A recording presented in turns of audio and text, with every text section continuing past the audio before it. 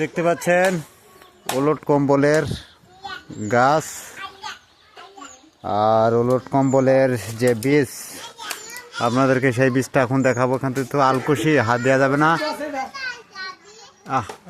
এই যে কালো কালো কালো কালো,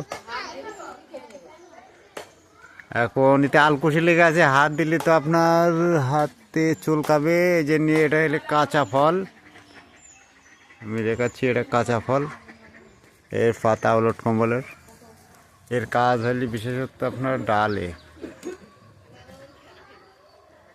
এই ডাল এক গ্লাস পানির ভেতরে 1 থেকে 2টা ডাল কুচি কুচি করে কেটে রাত্রে ভিজিয়ে রাখবেন, সকালবেলায় বাসি পেটে খাবেন। হ্যাঁ, কিন্তু মিশ্রি দিবেন, না হলে খাওয়া যাবে না, অতিরিক্ত ঘন।